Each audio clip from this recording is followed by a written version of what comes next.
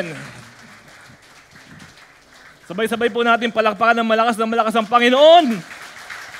Habang sumisigaw ng hallelujah! Hallelujah! Purihin ka, Panginoon. Hallelujah! Glory to God! Salamat po, Panginoon.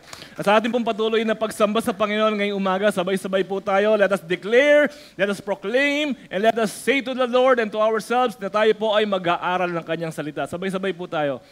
Ako ay narito ngayon upang mag-aral ng salita ng Diyos. Ang puso ko ay binubuksan, ang isip ko ay tinutuon, ako ay makikinig at susunod sa salita ng Panginoon. Amen. Amen. Manalangin tayo. Panginoon, bendisyonan niyo nga po, Panginoon, ang kongregasyon na ito, ang pagtitipon na ito. Punuin mo po nawa ng presensya mo, ang lugar na ito, ang puso namin, ang isip namin, at maging buhay, makapangyarihan, Lord God, ang iyong mga salita namin pong pagsasalu-saluhan at pag-aaralan ngayon pong umaga. Panginoon, nandirito po kami, handa po kami, Panginoon, speak to us and touch us. Salamat po, Ama namin, sa pangalan ni Jesus. Amen. Amen. Praise God. Mari na po tayo makaupo. Kapag tinanong ko po kayo, mahal mo ba ang Panginoon? Palagay ko lahat tayo sasabay na, yes Lord, sabay-sabay, amen, yes Lord, mahal ko ang Panginoon. Walang magsasabi dito na hindi niya mahal ang Diyos. Kapag tinanong ko po kayo, how much do you love God? 1 to 100%, ilang percentage na sasabihin mo na pagmamahal mo sa Diyos? Siguro sabihin natin, ako pastor, siguro 100%, mahal ko ang Panginoon, 100%. Maaari pong ganun. Ito pong gusto ko itanong sa ating lahat. Since we believe that all of us love God, the question is, if you love God 100% of your heart, the question is loving God 100% of your heart enough or not? Enough na ba na mahal ko ang Diyos 100% ng puso ko? Siguro sabihin natin, pwede na siguro yun, pastor. Pero alam niyo po kung ano sinasabi ng Bible? Mahal mo nga ang Panginoon 100%, but the heart is not enough. Yan po sinasabi ng Biblia na pag-aaral natin ngayong umaga. Mahal ko ang Panginoon ng buong puso ko. Pero sabi po sa Bible, mahalin mo ang Diyos, hindi lang buong puso mo. Ano po ang sabi sa Bible? Ang title po natin ngayong umaga, The Heart is Not Enough.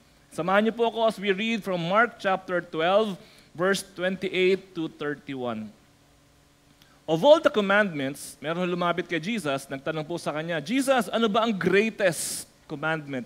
Sagot ni Jesus, of all the commandments, napakaraming commandments, at least merong 10 na alam tayo, pero bukod pa ron, meron pa 612 na additional commandments na ginawa ang mga Pariseo.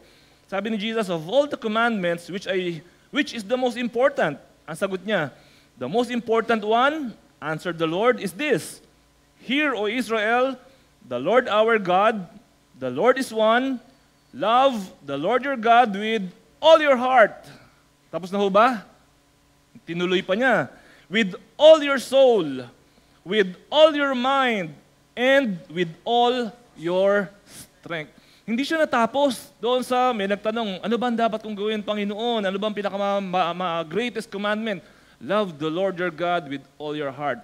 Period.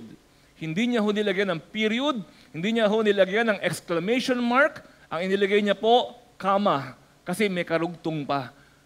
Love the Lord your God with all your heart, with all your soul, with all your mind, and with all your strength. Kailangan pang sabihin talaga ni Jesus ito, dinugtungan niya pa talaga. Hindi niya sinabi na basta may heart ka, basta yung heart mo ay malinaw na nasa akin, enough na yon. Hindi niya po sinabi yon. Talaga hong very, very significantly and very, very emphatically, dinagdag po ni Jesus ito po mga requirements na lahat na ito. Of course, the heart is important. Hindi mo pwedeng alisin yung heart sa equation because it all begins in the heart. Lahat po sa heart nagsisimula. Importante yan. Matthew 12:34, sabi po, For out of the overflow of the heart, the mouth speaks. Galing daw po sa puso, yung lumalabas sa bibig. Konektado ang lumalabas sa bibig sa kung ano ang nasa puso. The good man brings good things out of the good stored up in him. Lumalabas yung magaganda kung ano yung nasa puso niya. And the evil man brings evil things out of the evil stored up in Him. Kung ang puso po natin puro kabuktutan, ang lalabas din sa atin, kabuktutan. Kung ang puso po natin puro kabutihan, ang lalabas po sa atin, kabutihan at kabanalan din naman. So it all begins in the heart. Kaya importante ang heart. However, mind and strength should follow. Kabuntot or karugtong ng heart ang mind and strength. Matthew 15 verse 19. For out of the heart come evil thoughts, murder, adultery, sexual immorality, theft, false testimony, slander. Galing daw sa puso, nagmumula itong lahat ng ito. Kaya kung tutuusin kung ano po yung laman ng puso, talagang nakikita po sa atin pong aksyon. Noong nakaraan, pinag-aralan po natin ng Jeremiah 17, 9-10. Let me read it to you again. The heart is deceitful above all things and beyond cure. Who can understand it? I, the Lord, search the heart and examine the mind to reward a man according to his conduct, according to what his deeds deserve. Tingnan niyo po yun, nagsimula sa heart, examines the mind, and to reward a man according to his conduct. Nagsimula sa heart, napunta sa mind, naging conduct. Kaya yan po ay konektado talaga. Therefore, let me just say this. It is impossible to compartmentalize. Hindi mo pwedeng paghiwa-hiwalayin yung heart, yung mind, yung soul, yung strength. Hindi mo pwedeng paghiwa-hiwalayin. Hindi mo pwedeng sabihin na puro love ko lang siya. Parang asawa mo. Kung ikaw yung may asawa, sabihin ng asawa mo sa'yo, mahal ko ang asawa ko with all of my heart. Pero yung mind, hindi. Pwede ba paghiwalayin yun? Hindi. Mahal mo asawa mo sa heart mo, pero yung mind mo, iba iniisip? Hindi pwede. Pagkatapos yung action mo, iba ginagawa? Hindi pwede. Pero sinasabi mo lagi sa sarili mo, kinukumbinsi mo sa sarili mo, mahal ko ang asawa ko, 100%. Hindi po pwede. Magkakarugtong ito pong apat na ito. No? Sabi ko nga po, it cannot be compartmentalized, impossible to compartmentalize.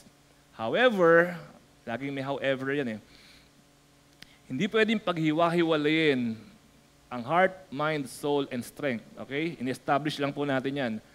Kaya lang, bakit kaya pagdating sa mga Christian, napapaghiwa-hiwalayan?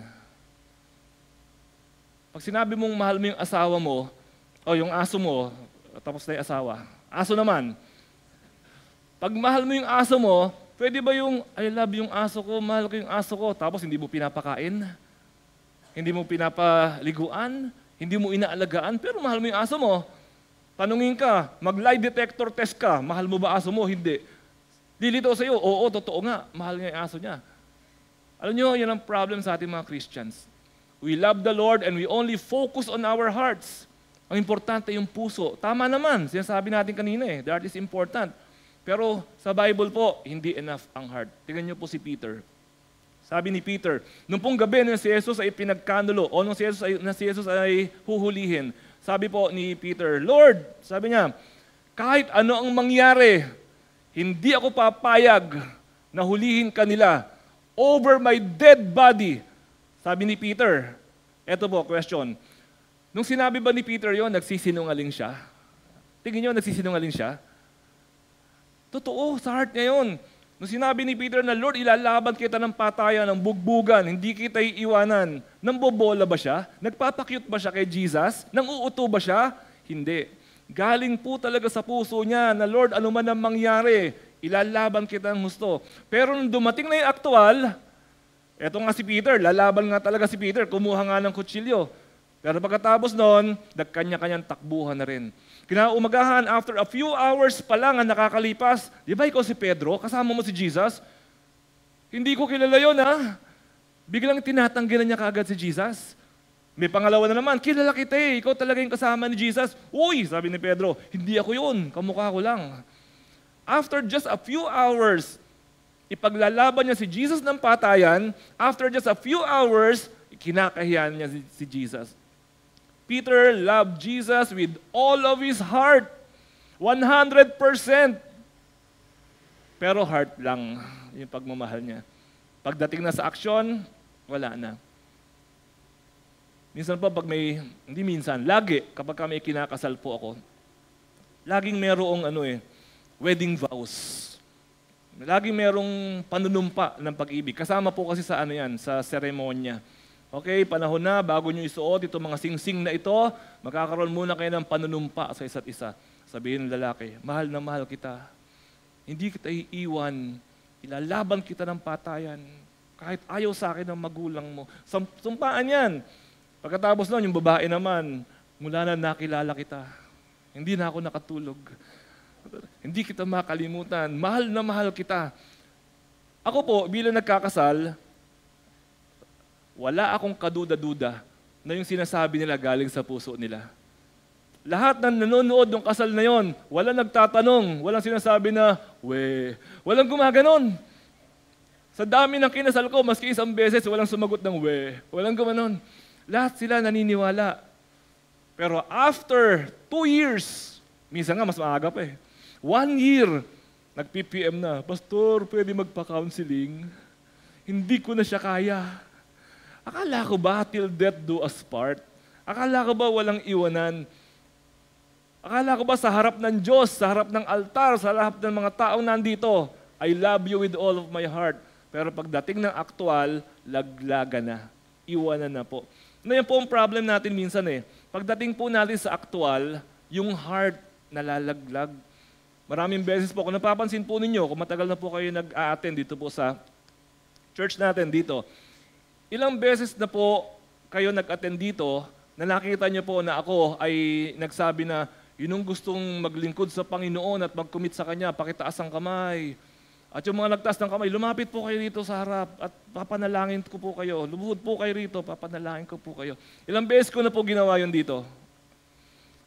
Halos wala. Actually, once ko pa lang po ginawa. Halos hindi ko siya ginagawa.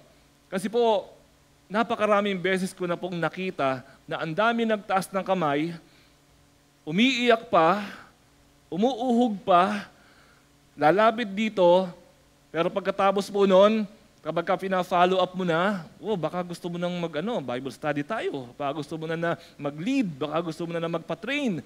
Wala. Actually po, maski sa seminaryo, kung 100 po kami na mag-e-enroll ng first year, ang gagraduate lang huron, 15. Yung 85, hindi nyo na alam kung ano yung nangyari. Pero doon po sa seminaryo, kapag kami po ay mag-e-enroll, may mga sinusulatan kami, mga pinipirmahan kami, mga declaration, na mga confirmation, marami po kaming ginagawang mga ganong kasulatan. Pero at the end, iniiwan pa rin po namin. Ang tanong, nagsisinungaling ba nung lumapit dito o hindi? Hindi. Galing sa puso talaga yon. Kaso, the heart is not enough. Wala po akong duda. Lahat tayo rito, mahal natin si Lord. Kasi linggo ngayon ng umaga, pwede tayo magpahinga. Ang dami nating gagawin. Diba? Ang traffic ng kagabi. Ang dami na tenga na gagawin. Ang dami natin pwedeng puntahan ngayong umaga, pero nandito tayo. Because you love the Lord. I have totally no doubt that you have the Lord. That's why we are here together today. Pero mga kapatid, the heart is not enough. That is our challenge ngayon pong umaga po na ito. Yung iba naman, hindi lang heart.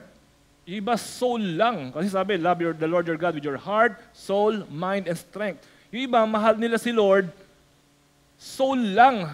Hindi kasali yung heart, yung strength, tsaka yung mind. Diba na, lagi ho yan, lagi ko po naririnig yan. Kapatid, makaka-attend ka ba sa gawain natin this Sunday o sa susunod na activity natin? Sasabihin po niya, hindi ako available pero I am with you in spirit. Huwag niyo nang tignan kung sino. I am with you in spirit? Mai-assign ko ba sa groupings yan? Yung spirit na yan?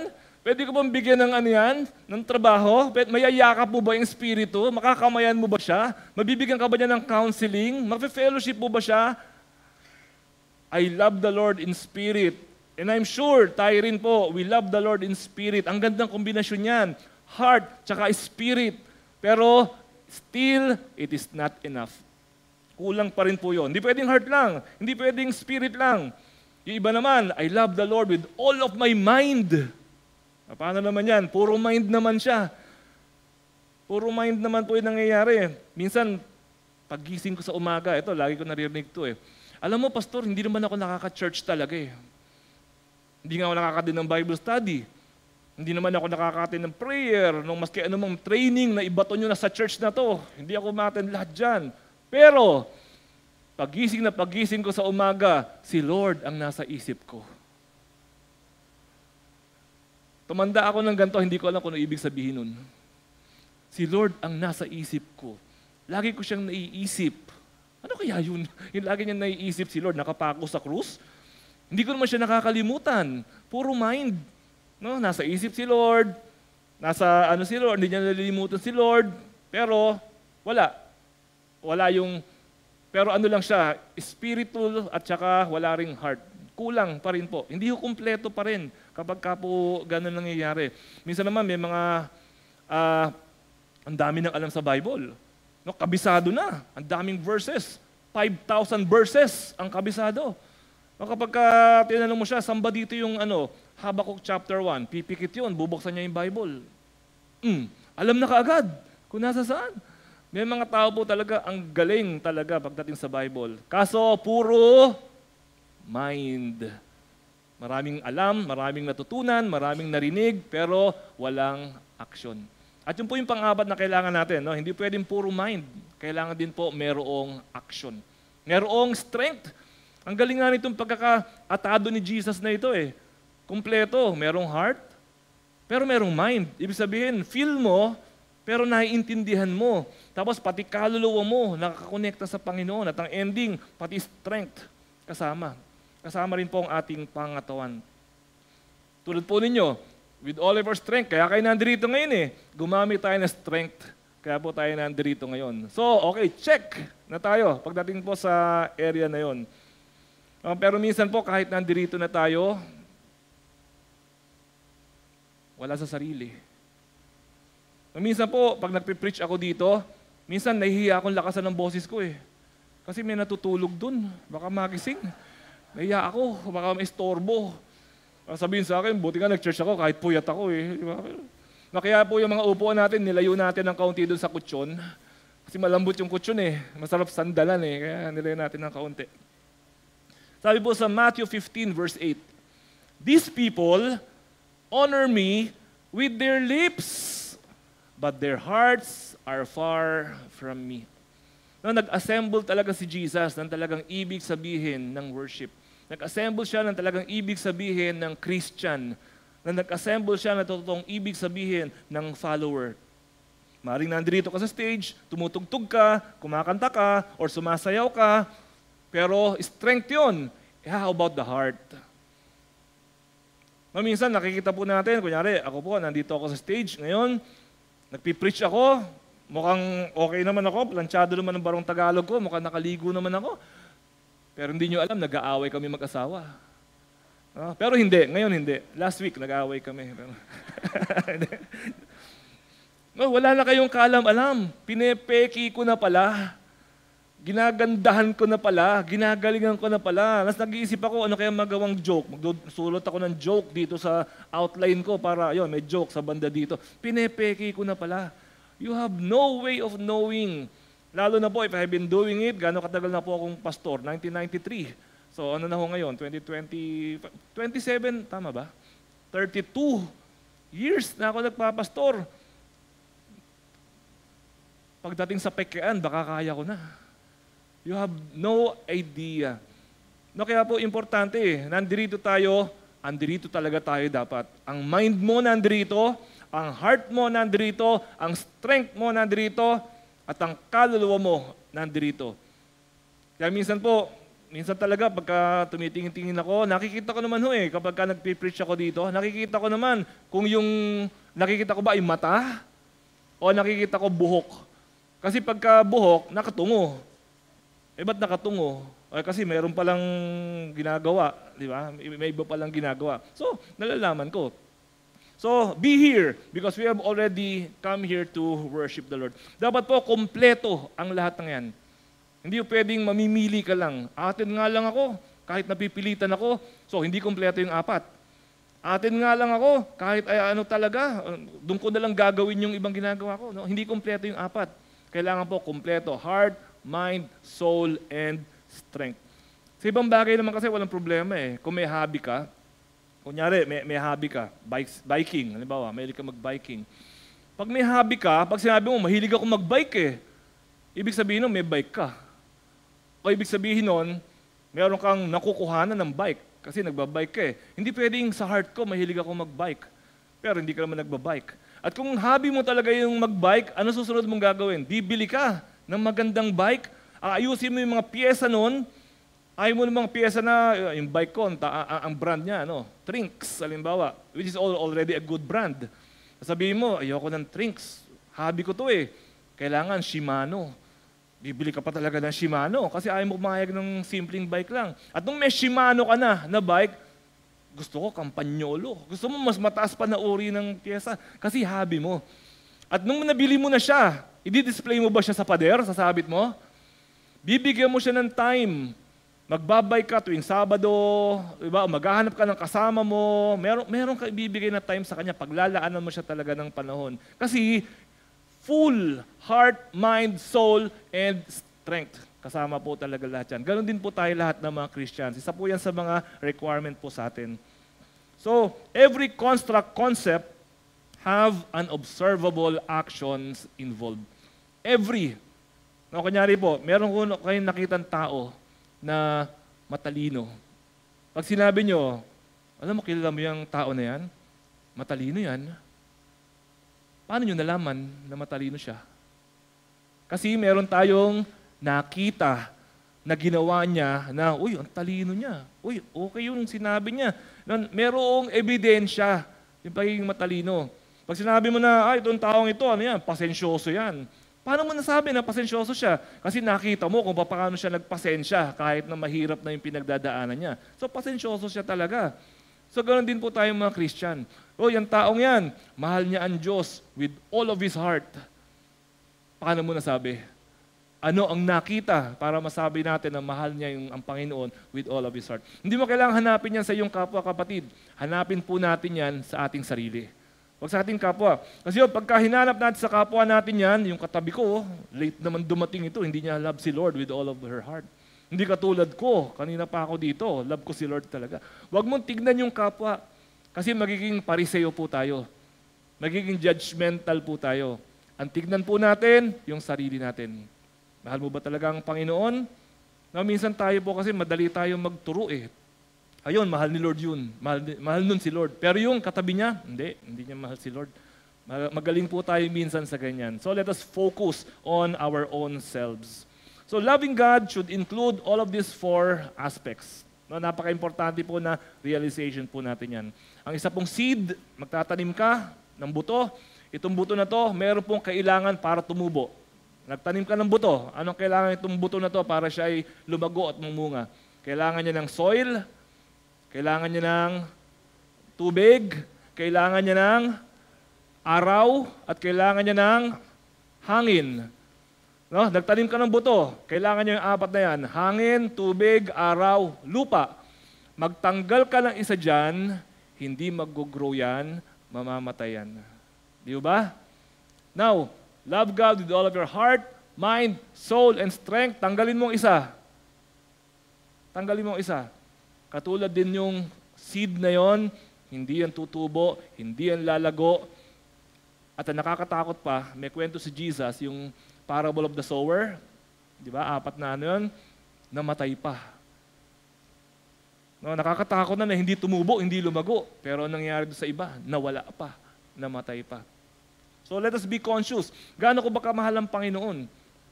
Buong puso, buong isip, buong kaluluwa, at buong lakas. So if we want to grow, we want to mature as a Christian, we have to include all 4 of these things. Alam niyo, maraming Christians hindi nag-grow. Ito po, may papakita po ako sa inyo na pyramid of learning ang tawag po dito. Okay, pakilabas please yung una. Okay. Pyramid of learning. Ang sermon na ginagawa po natin ngayon ay lecture. Ilang percent? 5% ang retention after 24 hours. Itong sinasabi ko nito, nanggagalaiti ako dito, love the Lord your God with all of your heart. Bukas, nakakalimutan nyo na yan. Actually, 5% lang eh. Hindi abot ng bukas yan. Gaano ba kalit yung 5% sa 100%? Ang liit lang yan. So, wala na ho. Susunod po dyan, reading. Dahil nababasa po natin dito kanina yung mga verses, yung mga main points natin, nababasa natin, mas malaki ang possibility na ma-retain. No, ilan na? 10% na. Maalala ninyo yan. Okay, pangatlo, audiovisual. Yan, may nakikita tayong pyramid ngayon. Kaya tomorrow, ilang percent yan? 20%. So by tomorrow, naaalala pa natin yan. Yung pyramid ng learning na yan. Susunod po dyan, demonstration. Which is wala naman tayong gano'n na gagawin ngayon dito. So, pero kung merong demonstration, tulad ng minsan ginagawa ni Pastor Christian, last time, di ba, meron siya mga baso-baso, mga gano'n. So, naalala natin siya kasi merong demonstration. Okay, 30%. Then, discussion. Ito pong discussion na to, humahaba ang retention. 50% na. Alam niyo po, after po ng preaching natin ngayon, yung ibang groups po natin, yung ating Bible study group po natin sa Upper Bikutan, pinapag-aralan po nila itong preaching natin pag Monday. Yung po mga women natin, minsan later in the afternoon, pinapag-aralan po nila. Ang mga men, minsan ganun din po. So mas nare-retain kasi po na di-discuss yung mga tanong, doon po napapag-aralan. And mas importante yung susunod, practice. Practice doing it. Yan, mas nagiging 70% ang retention. And ang pinaka nagbibigay talaga ng strength, 100% is teaching. Kapag kayo pong ating pinag-aaralan ngayon, napakinggan mo, na-discuss, natutunan mo, pinractice mo, at itinuro mo sa iba, then nare-retain siya sa iyo 100%. Kaya po tayo may handouts.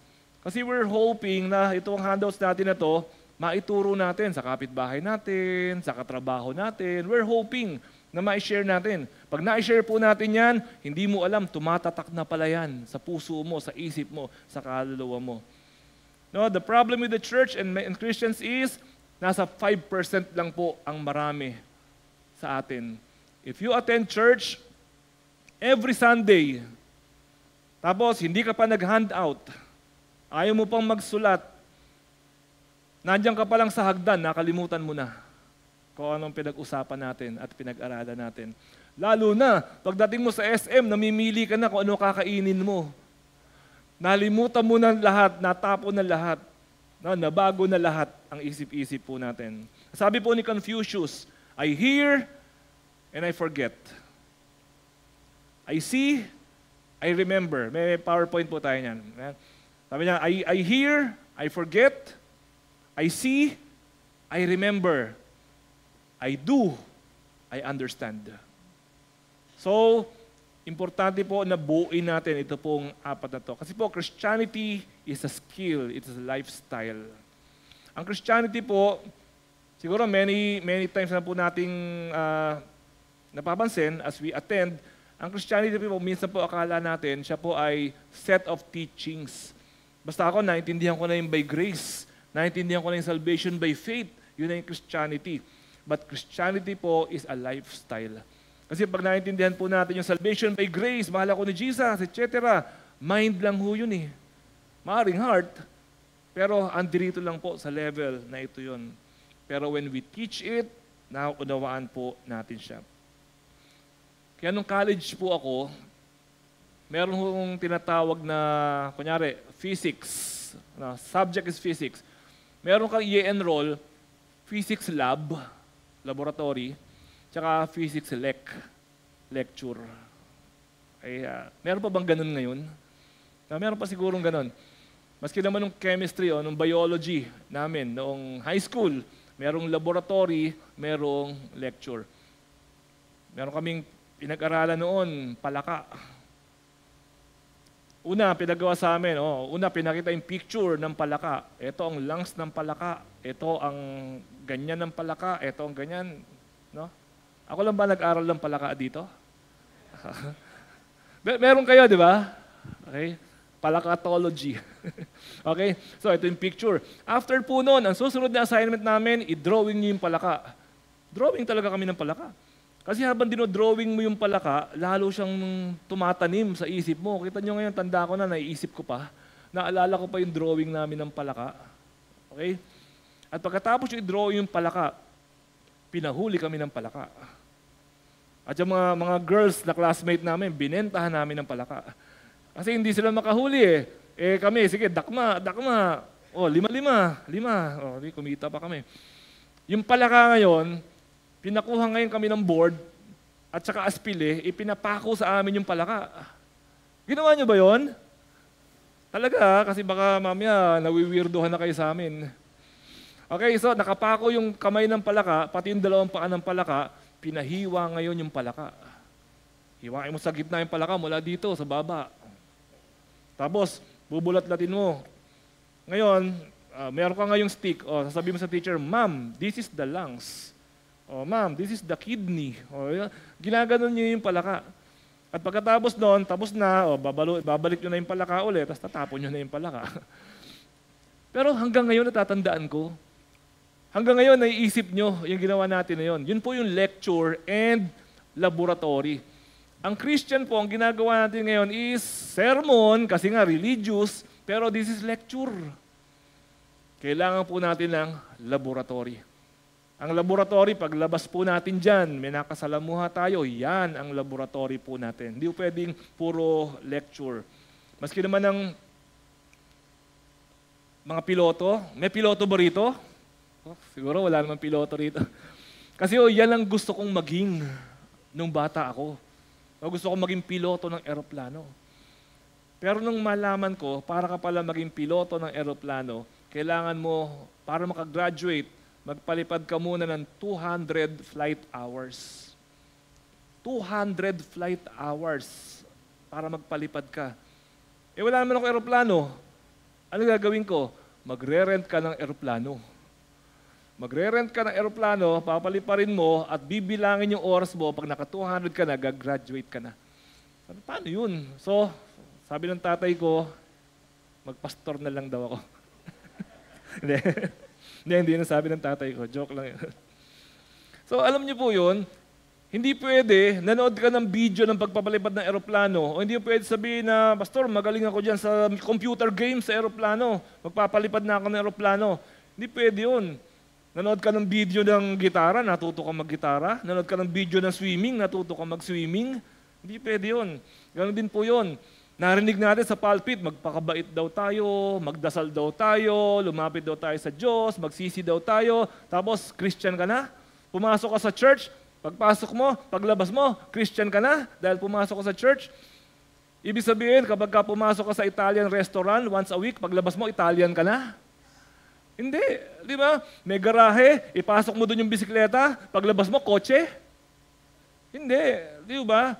Ganon din po yun. We can come to church, we can call ourselves Christians, but not until we love the Lord our God with all of our heart, mind, soul, and strength. Yan ang tunay na follower ni Jesus. Yan ang tunay na Christian. Yan pong 4 na yan. So, let us focus on that. Hindi pwedeng puro lecture. Kailangan po meron din tayong practicum and practical. So, magpa-disciple ka. Yan ang ano nito eh. Magpa-disciple ka. Kung seryoso ka talaga sa pagkakristyano mo, magpa-disciple ka. At kung ikaw naman ay may kakayahan na magturo ng iba, mag-disciple ka ng iba. Gawin po natin yan. Be a leader. Be a worker. Be a part. Kasi strength ano yung strength sa Panginoon if you're not a part? So, be a part. At kung sa atin po, sana naman wala, no? Pero kung may nag-iisip po sa atin dito, Pastor, parang nonsense naman yan. Andito na nga ako nagbigay na nga ako ng time may ganyan-ganyan pa. Sabi po sa 2 Corinthians 13 verse 5, examine yourselves to see whether you are in the faith. Test yourselves. Do you not realize that Christ Jesus is in you? Unless of course, you fail the test. May bumabagsak sa test. Sabi raw,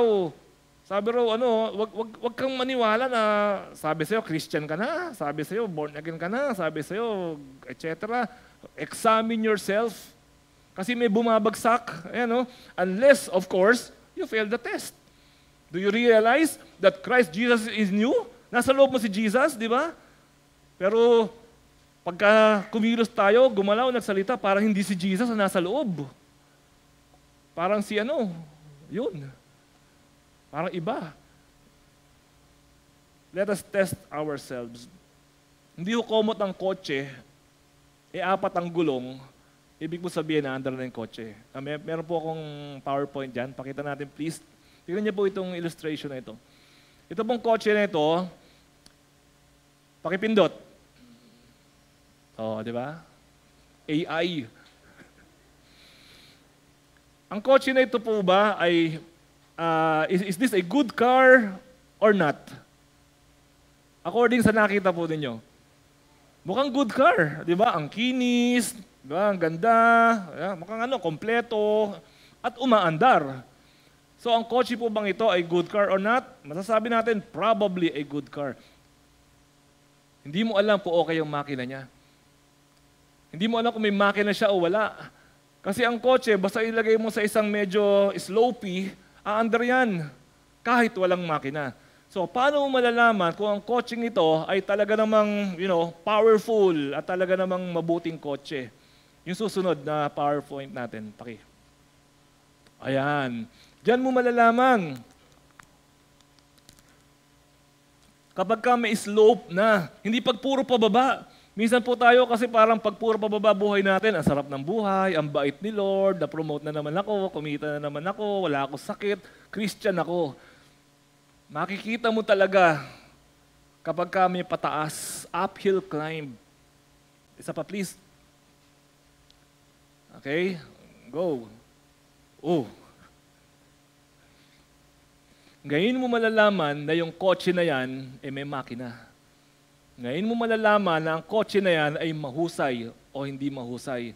Dahil kinaya niya kahit na mahirap. So tayo po mga Christian, makikita po natin, if we truly love the Lord with all of our heart, mind, soul, and strength, kapag tayo po ay nahaharap sa mga pagsubok na katulad nito. Naalala niyo po yung mga disipulo ng Jesus, binagyo sa dagat. Katatapos lang nilang kumain, 5,000, nagpakain si Jesus, tapos sumakay sila sa barko, bumagyo bigla ng malakas.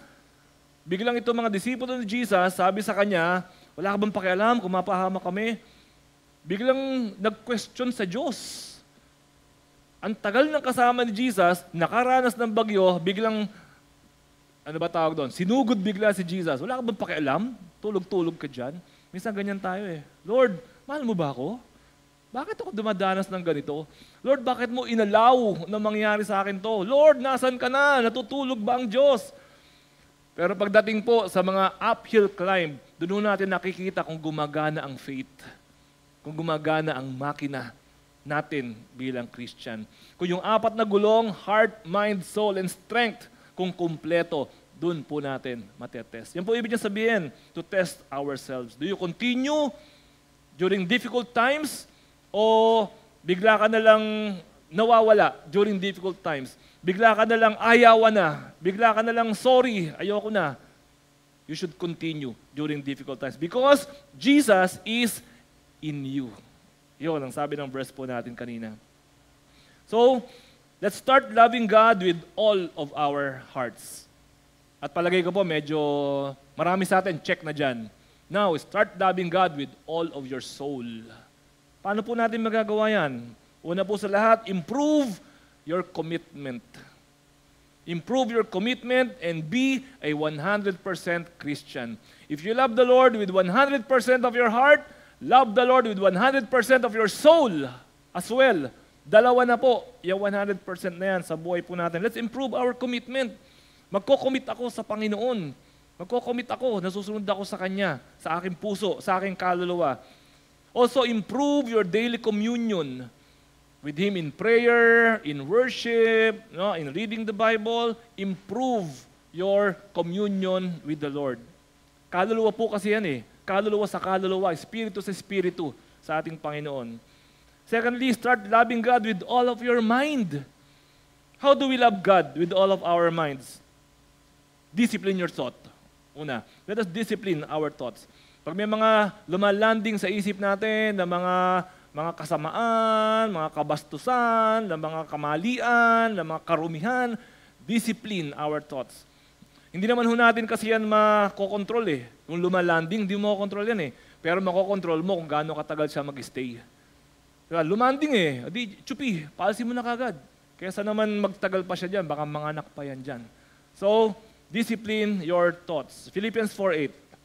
Finally, brothers, whatever is true, noble, right, pure, lovely, admirable, if anything is excellent or praiseworthy, think about such thing. Ibabad daw po natin isip natin ng mga bagay na magaganda. Ano ba po sa church natin? Sa church natin, meron hubang hindi magagandang bagay, tao, pangyayari, habit, ugali dito sa church natin, as a church? Yes or no? Of course. Meron. Sa langit, wala. Pero dito, meron. Now, meron hubang mga magaganda naman sa church natin? Meron din naman. Diba? Minsan po, parang telescope, pinipilit natin tutukan yung mga pangit. Kaya lalabas tayo, sasabihin natin, doon naman sa church namin, ganito. Yung ano namin, ganyan. Ang dami natin nakikita tuloy na hindi maganda. Pero if you're only going to choose na tumutok po tayo sa mga bagay na, binanggit natin, no? Lovely, admirable, true. Pag doon naman po tayo tumutok, then everything will be well and good. Depende po sa atin pong pinapakain sa isipan po natin. No? Kaya, let us think about this, let us discipline our minds and our thoughts. Also, improve your knowledge of God. Dagdagan din po natin yung ating pagkakakilala sa ating Panginoon. Importante po yan. Mag-attend po tayo ng, meron po tayong kaliwanagan na school na ginagawa po tayo if you're available. No, kung kayo naman po pwede ng after ng Wednesday ng gabi, may school po tayo. Kasi po marami ho tayong hindi pwedeng i-discuss dito sa ating ngayon, sa ating pulpit. Di ba? Ito pa nga pong season na to, angels, demons, last things, inaaral natin ngayon. Ngayon, nasa demons na po, itong na to. Itong pinag-aaralan po natin. So, hindi ko ituturo dito yon. Ang sermon po natin ngayong umaga ay tungkol sa mga demonyo. Hindi tayo magaganon dito na preaching. Pero doon ho yun, sa Kaliwanagan School natin. Kung may question po tayo, doon po natin yan pinag-aaralan. Pick up that Bible. Study. Listen. Minsan, di pa tayo nakikinig. Yung iba. So, yung ating pong mind, payamanin po natin. Palaguin po natin ang ating mind. Improve your knowledge and make the right decisions in life. Yan, parang ating pong mga minds ay totally natin pong mai-focus sa atin pong Panginoon. Then start loving God with all of your strength. Ito naman, importante po yan. Love God with all of your strength. Pag nagkaroon po tayo ng groupings, inaral niyo po ito sa mga Bible study groups, ang daming lilitaw na way that we can love God with all of our strength. Una is attendance. Yun pa lang eh. Attendance pa lang. Loving God by being where you need to be, doing what you have to do, yun pa lang po. Strength na po kagad yan. Participate. Secondly, be part. Be involved. Ang dami ho natin kailangan tapusin. Ang dami ho natin kailangan gawin. We need people. No, kung pwede nga lang, sabi ko, Lord, puro anghel na lang ipadala mo para hindi kami nagkakakinukulang sa Hindi po eh. Tao ang ginagamit po ng Panginoon. At yung tao na yon, anghel sa paningin po ng Panginoon. Kasi nga po, siya ang ginamit ng Diyos. Siya ang messenger. Siya ang pinadala ng Panginoon. And thirdly, improve your self-control. Obedience. In our daily lives, we obey the Lord. How to love God with all of your heart. Paano mahalin ng Diyos with all of your heart? May aaminin po ako sa inyo. Nahirapan po ako dito sa part na ito. Paano ba mamahalin ang Diyos with all of your heart? Alam niyo po kung bakit ako nahirapan? Kasi po I realized, you cannot make people love God. Kahit magpatumbling-tumbling ako rito, magpabale-balentong ako rito, you cannot make people to love God. It's not you. Hindi ikaw talaga. I can only talk about it, preach about it, pero hindi po talaga tayo. All I can do is present God. All I can do is encourage. Pero yung tao po, meron ka lang kilala, isang binata, isang dalaga. Hindi mo pwede sabihin na, uy, binata ka naman eh. Dalaga naman yun. Kayo na lang. Mahalin mo na. O ikaw, mahalin mo na rin yun. O sige, magmahalan na kayo. Hindi pwede, it doesn't work that way. Hindi ganoon. It happens. Umuusbong. At habang umuusbong po siya, namamahal mo na ang Panginoon.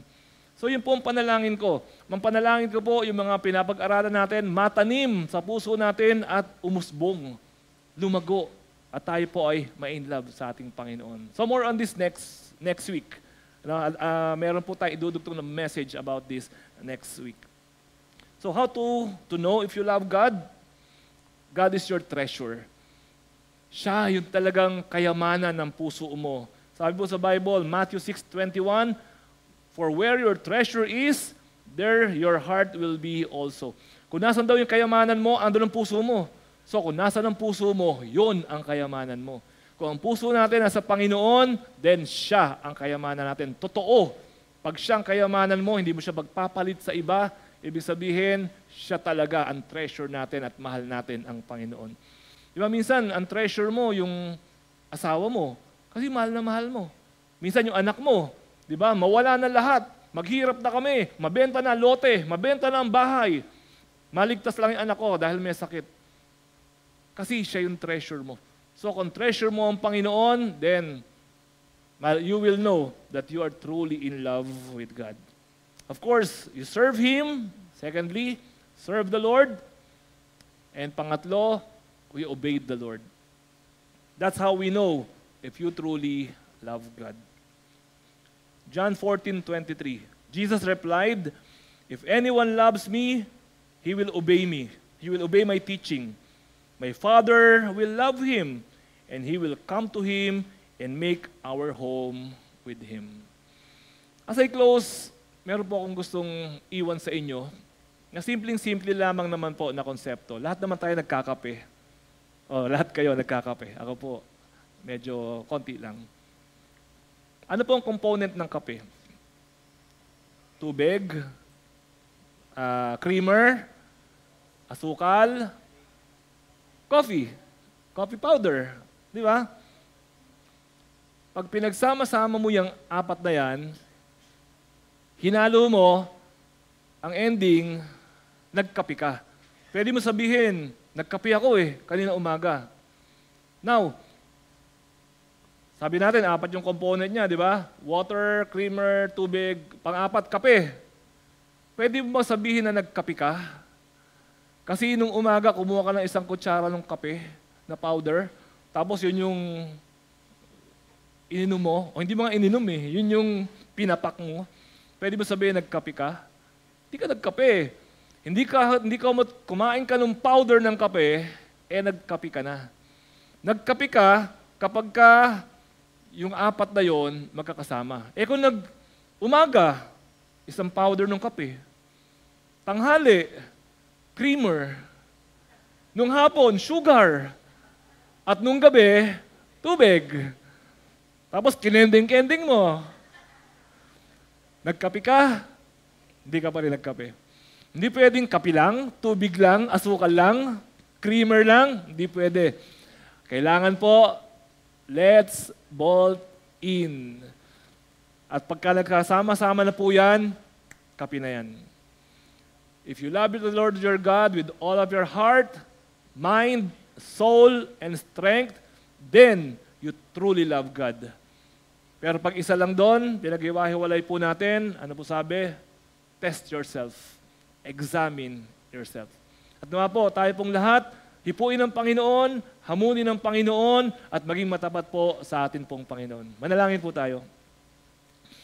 Ama namin, maraming salamat po sa umagang ito, sa paghahayag po ninyo ng inyong salita. Salamat po sa kapangyarihan ng Banal na Espiritu. Salamat po, Panginoon, sa paghipo mo sa iyong mga anak. Salamat, Lord, sa paglilid mo sa bawat isa sa amin. We love you, Lord. We love you, Lord. At sana po, Panginoon, when we say we love you, lampas-lampas, Lord God, hindi lamang po sa puso, hindi lang sa isip, kundi kasama rin po ang aming kaluluwa at ang aming pong espiritu.